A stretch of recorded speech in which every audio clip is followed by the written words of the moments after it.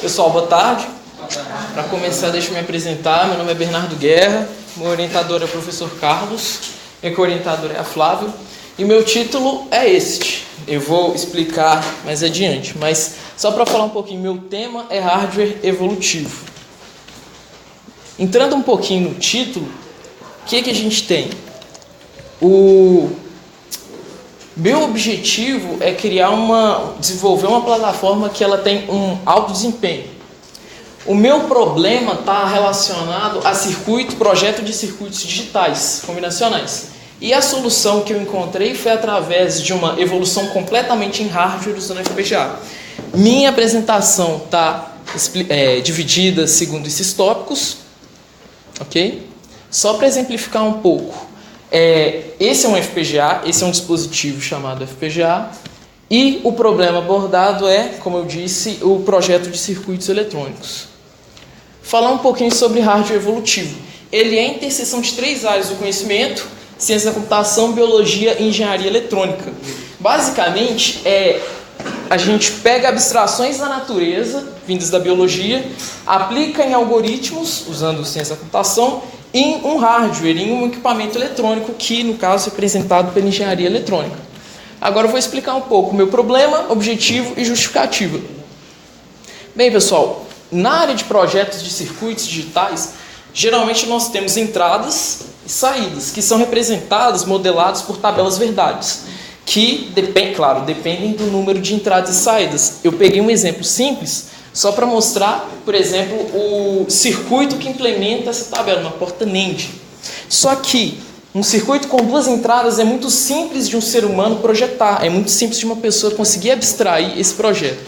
Só que, quando nós temos um número muito grande de entradas e de saídas, que é o que a gente vê na indústria, a gente vê na realidade, o tempo de projeto para um ser humano desenvolver é muito grande.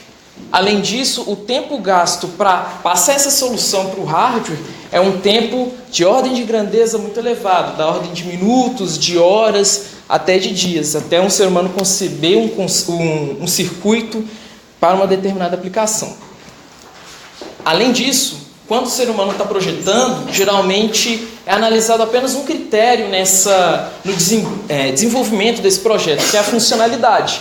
Simplesmente nós temos a tabela e nós queremos obedecer os requisitos dessa tabela.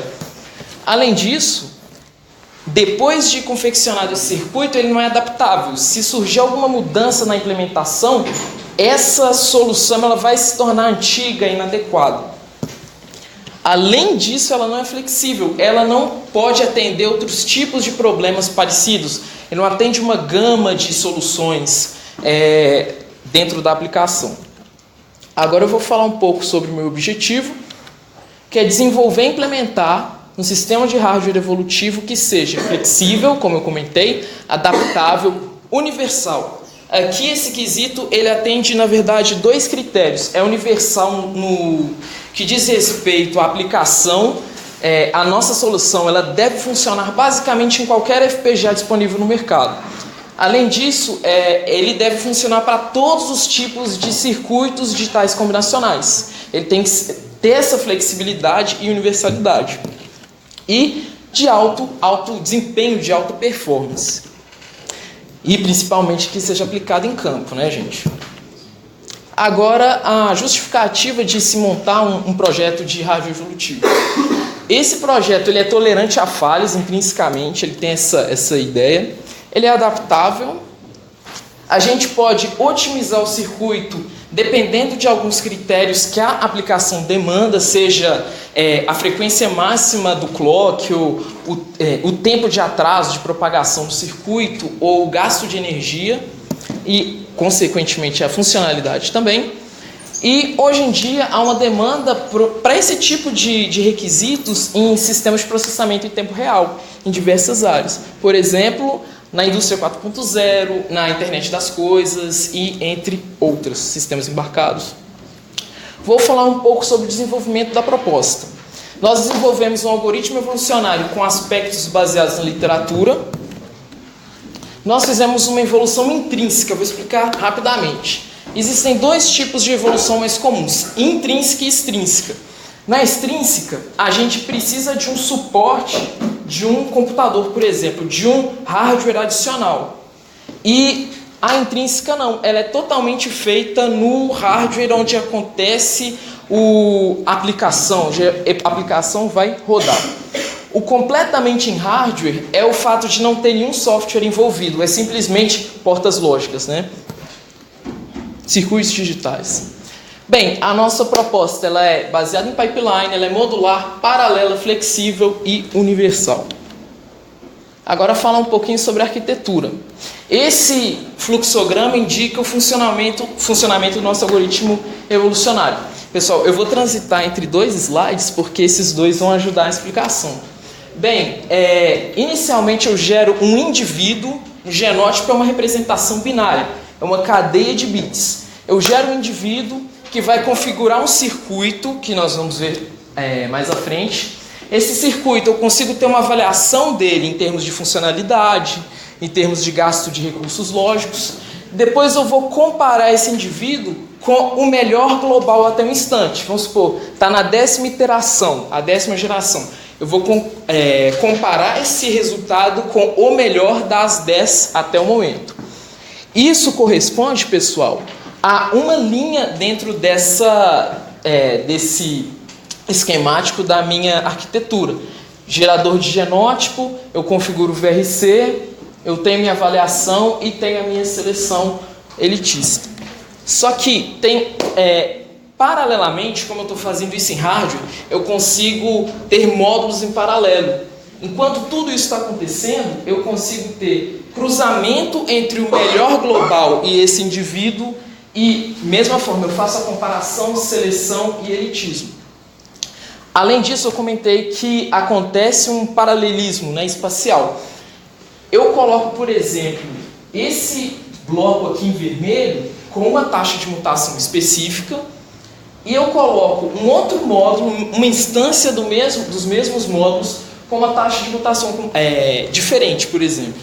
Aí eu faço uma competição, um torneio entre esses dois. Um, por exemplo, com uma taxa alta e uma taxa baixa. Eu vejo qual que tem um resultado melhor. Além disso, eu faço um cruzamento entre esses dois. Então, isso aumenta a diversidade do indivíduo, do resultado que a gente adquire.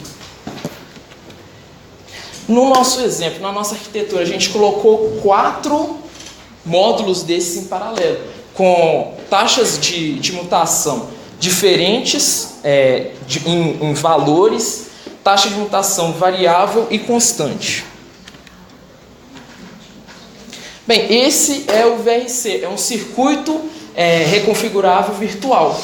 Na verdade, o que é isso, pessoal? Um conjunto de portas lógicas end-OR e NOT e multiplexadores que chaveiam essas portas lógicas para criar a topologia de circuito que eu desejo. Ok?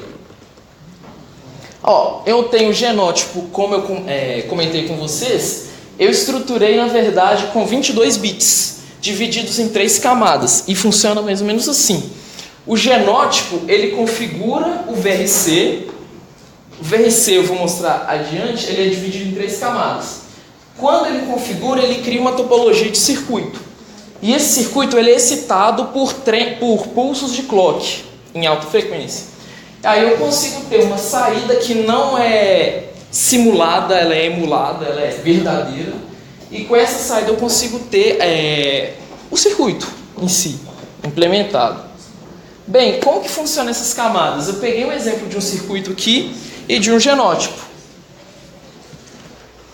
Esse cara aqui, 22 bits, ele configura o seguinte: se eu vou barrar ou não, por exemplo, as entradas, qual porta que eu vou colocar na segunda camada, qual porta lógica que eu vou colocar na terceira camada. Ok?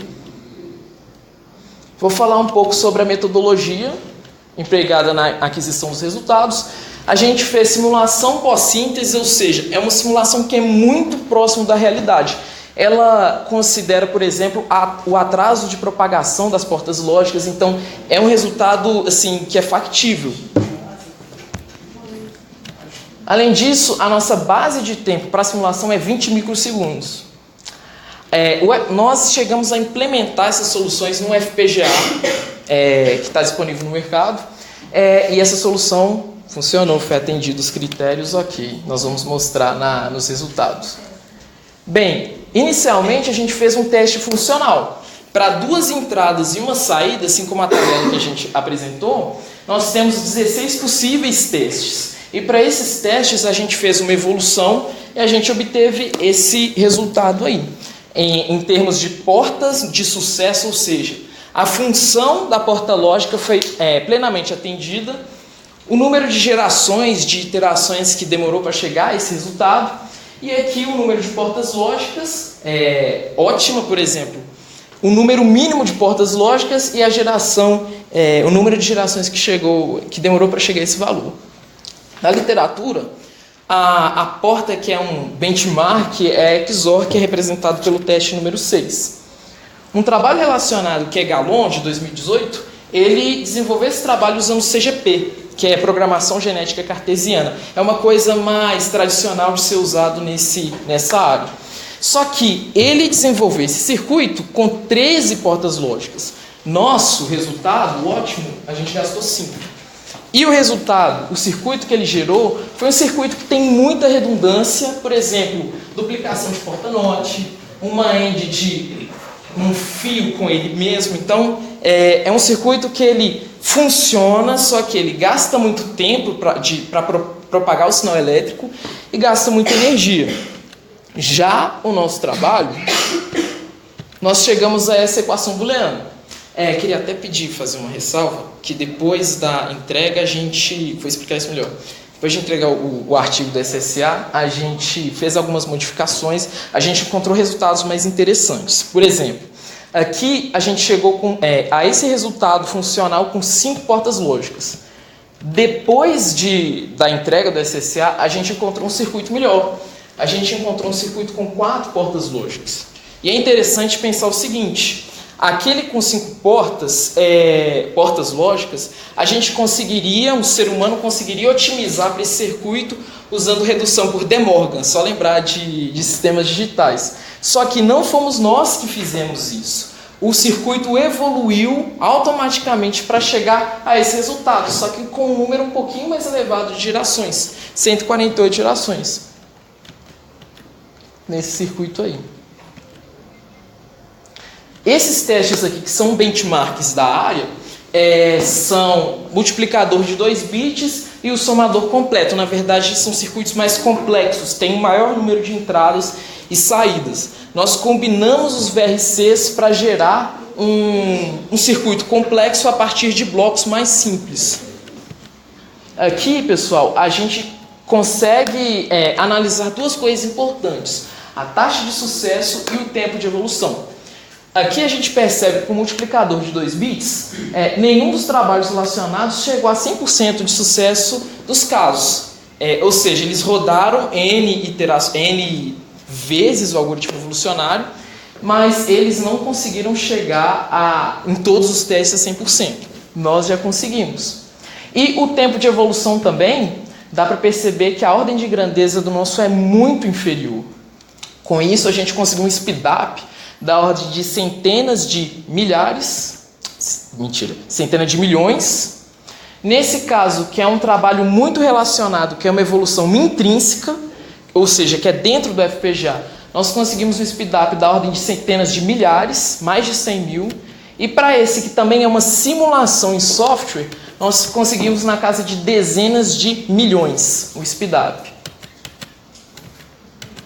Pessoal, aqui eu vou só exemplificar os 2 trabalhos mais relacionados, que é o 13 e o 4, o 13 e o 6. Na verdade, o 13 ele é uma evolução completamente em hardware, não tem software envolvido, e com isso ele é intrínseco, só que ele utilizou outro tipo de reconfiguração e outro algoritmo evolucionário. A questão dizem que o DPR, esse tipo de reconfiguração, gasta menos elementos lógicos e é mais adequado para esse tipo de evolução na literatura. Só que eu vou chegar ao meu ponto agora. Nosso trabalho faz a mesma evolução do que esse trabalho em 13. Só que ele não informa o tempo de evolução. Ele simplesmente informa o tempo de atraso de portas lógicas, que é um dos tempos envolvidos nessa evolução. Só que ele gasta o dobro de recursos lógicos. O nosso, que utiliza uma reconfiguração mais pesada, a gente gasta metade dos recursos lógicos. Tem também um outro ponto a ser analisado, que é o tempo de evolução. Na literatura, esse tempo é da ordem de segundos, minutos até horas. E o nosso, a evolução completa, ela é realizada em microsegundos. Só para fechar essa parte do recurso do hardware, nós gastamos 19% de um hardware de baixo custo, um hardware simples. Então, se a gente quisesse aplicar em um hardware mais industrial, isso faria cosquinha, né? E nós gastamos 0,12% dos bits de memória. O VRC, que é a parte pesada, a gente gasta 0,1% dos recursos lógicos disponíveis em todo o FPGA. Esse é o fator que mais ajuda na flexibilidade. A gente coloca, por exemplo, 10, 15 VRCs para trabalhar com circuitos mais parrudos, circuitos mais complexos, com maior número de entradas e saídas. Isso não acrescentaria no total de gastos em hardware. Só para fechar, pessoal, nós desenvolvemos um sistema de hardware evolutivo intrínseco e uma evolução completamente em hardware. Justamente essa, com o paralelismo, que trouxe alta performance e trouxe o speedup da ordem que a gente observou. A flexibilidade e a adaptabilidade almejada foi alcançada pelo paralelismo espacial e temporal. O temporal é o pipeline e o espacial é o uso de vários módulos em paralelo. E a universalidade foi adquirida através do VRC. Bem, alguns trabalhos futuros. A gente já está implementando alguns circuitos sequenciais evolutivos que não tem muita diferença na implementação, só que o tempo não permite dizer. E nós, até a dissertação, a gente vai aplicar em algumas outras áreas de interesse, como processamento de imagem, como uma matriz, né, de convolução, por exemplo, evolutiva. Futuramente, a gente almeja aplicar na aproximação de funções, isso completamente em hardware, porque a gente viu que isso traz um ganho, traz uma alta performance. E a gente futuramente vai fazer uma análise de tolerância a falhas, já que o sistema evolutivo ele tem essa característica. Essas são minhas referências. Cronograma de atividades. O principal é a defesa que a gente tem planejado para fevereiro e a escrita de alguns artigos que já estão em andamento. Na verdade, como eu disse previamente, nós já submetemos ao Latinoamérica. A resposta sai semana que vem de uma edição especial, por isso que a gente fez as alterações no artigo e tal. E a resposta da banca vai ajudar, se ele não for aceito, né, no Special Issue, para a gente resubmeter. E vai ajudar nos próximos artigos. Por exemplo, esse artigo, que é um A2, a gente está no processo de revisão e é almejado que a gente vai publicar no I3E Access o resultado final até a dissertação. Pessoal, muito obrigado. E só antes de terminar das palmas, eu sei que ficou faltando muita coisa do SSA 1 e 2, porque eu já extrapolei 3 minutos, né? Mas quem quiser acompanhar é só pegar o QR Code ou o link que tem a apresentação, dá para assistir. Pessoal, deixa eu voltar.